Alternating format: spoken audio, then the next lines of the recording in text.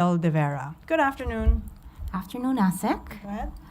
Hi, everyone. I want to run down it really quickly because there are still a lot of moving parts. In general, what will happen is that the athletes will arrive via chartered flight at approximately 6 p.m. on August 13. They will be received at Maharlika Air Base by their family and only their family because the president asked us to make sure that it was a private welcome. From there, they will proceed to Malacañang Palace, where they will be welcomed by the President and the First Lady.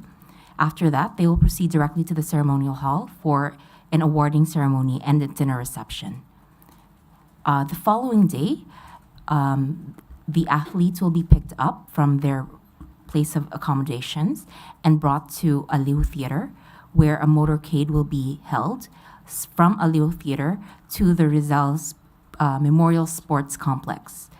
And ASEC Dale, I'll turn over to ASEC Dale in a little bit to talk about the specific route that they'll be taking. But there will be a short program at the Rizal Sports Complex just to allow everyone to see them. And then that concludes the welcomes and awarding ceremonies.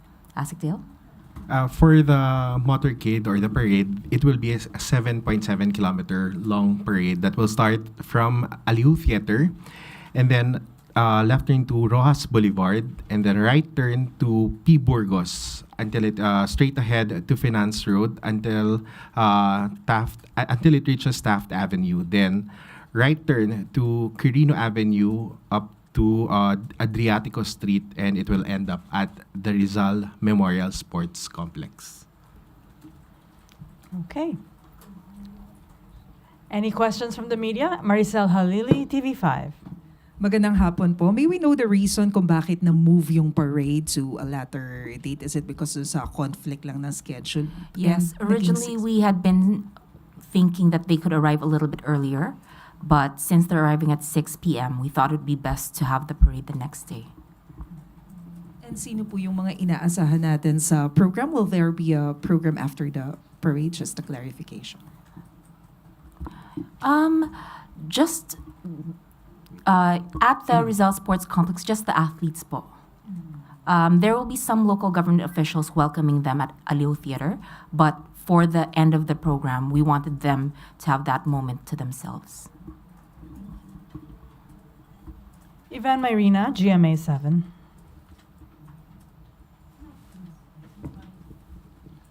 I understand you said that the welcome is strictly for members of the family, but we were told that the family of Carlos Yulo were not invited, whether in Villamor or in the palace.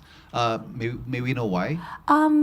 Just to be very clear about it, what we actually provided was that each athlete was allowed to invite up to 4 members, either their family, close ones, etc. We left that entirely up to them.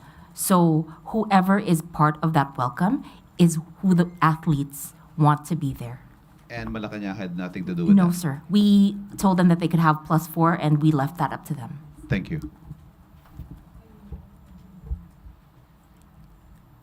Chona, you, People's Journal. Ma'am, may we know kung sino yung 4 na in-invite ni Carlos Yulo? I think they're still finalizing the list. I don't have the names. Sorry, I haven't personally memorized the names, so hindi ko po maibibigay ngayon.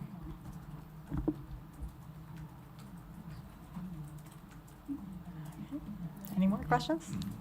Alexis Romero, Philippine Star. So overall, how will we describe itong mga welcome rights para sa ating mga Olympians na nag-uwi naman ng karangalan para sa ating bansa? The way that the peg for it, I think, from the organizing committee is that we want it to be a hero's welcome. And it's very much focused on them and what they've done to honor the nation. There will be an awarding ceremony at the palace to confer certain awards that the president has the right to give. So, for example, there will be presidential citations for the athletes, and I think for Mr. Yulo, a special award. So will it be grand? How would we describe The Presidential Medal of Merit. the events prepared for the athletes? How would we describe them? I think I would describe them as simple but meaningful. Simple but meaningful. Yes po. Okay. Ira Panganiban, DZRJ.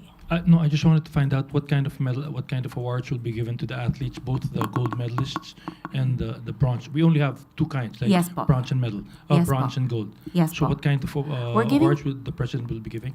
Thank you. We're giving presidential citations to all of the athletes, including the two, Nestle Petesio and Ida Villegas, who received bronze medals. But the presidential citations given to Miss Villegas and Miss Petesio will specifically mention that they're receiving them for their bronze medals. Si Carlos Yulo will be receiving a Presidential Medal of Merit.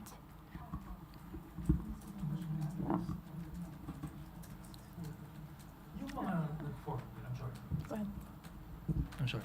Yung mga nag-fourth place, meron mga nag-fourth sa golf.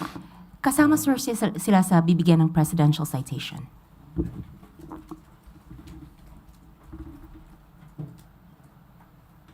Okay. Alvin Baltasar, Radio Pilipinas. Ma'am, just to siguro para ma-clarify din, ang nabanggit lang kasi doon sa sa presidential award, baka malimutan yung cash incentive. Will there be cash incentive? Saka sino-sino po yung entitled doon sa cash incentive kung sakasakali? The president will be announcing the cash incentives upon the welcome honors for the Olympians. I'm sorry. The president will be announcing the figures po tomorrow. Harley Valbuena, DZME. Microphone, please.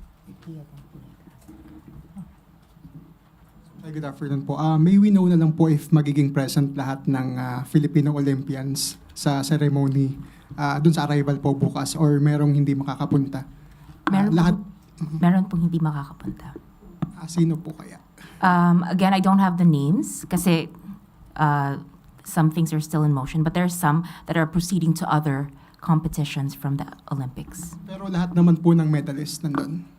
Lahat po ng bulsa ng medal. Binusa.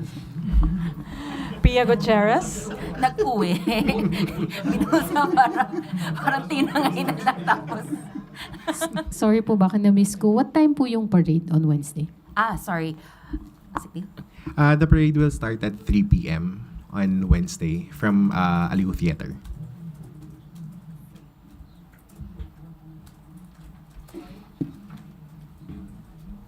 Okay, Daryl Esguerra. Yung PNA. cash incentive na i-announce ni Presidente, is this a separate one dun sa mandated ng batas po? Yes po. It's separate from the what's mandated from the law. From the OP po? Yes. Thank you po.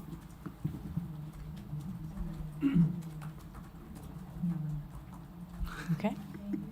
Any further questions? Any more announcements? Okay. If there are no further questions, this concludes our press briefing. Thank you so much, Chief of Protocol Quiñones and Assistant Secretary Dale de Vera. Maraming salamat, Malacañang Press Corps.